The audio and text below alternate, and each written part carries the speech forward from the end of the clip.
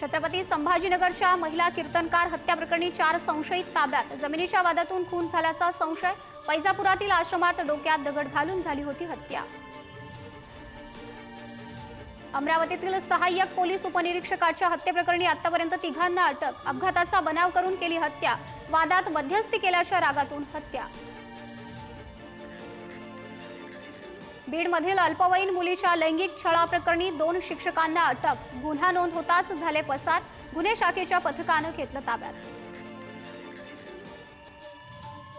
भंडाऱ्याच्या तुमसर आणि देव्हाडी चोरी प्रकरणातील 5 सराईत चोरटे पोलिसांच्या जाळ्यात। एकाच आठवड्यात 2 चोरांच्या घटनेमुळे खळबळ।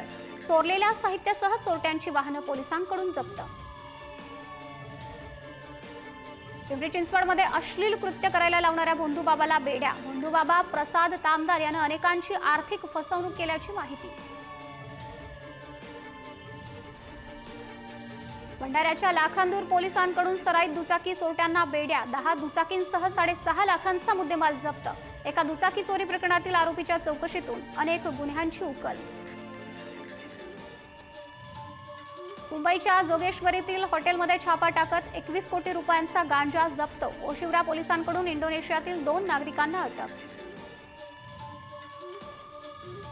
नंदुरबारमध्ये अंमली पदार्थांची वाहतूक करणाऱ्या 4 आरोपींना अटक। स्थानिक गुन्हे शाखेच्या कारवाईत गांजासह 12,66,000 रुपये किमतीचा मुद्देमाल जप्त। मुंबईतील छत्रपती शिवाजी महाराज आंतरराष्ट्रीय विमानतळावर तपासणी दरम्यान 5 कोटी रुपयांचा 5 किलो गांजा जप्त। या प्रकरणी एका भारतीय नागरिकाला अटक।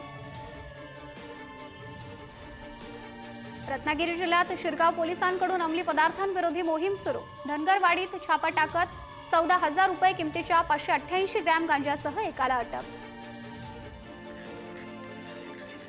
तर वर्ध्यामध्ये दुचाकी चोरी प्रकरणी एकाला अटक। शहर पोलीस ठाण्याच्या गुन्हे शोध पथकाच्या कारवाईत आरोपीकडून 1 दुचाकी जप्त।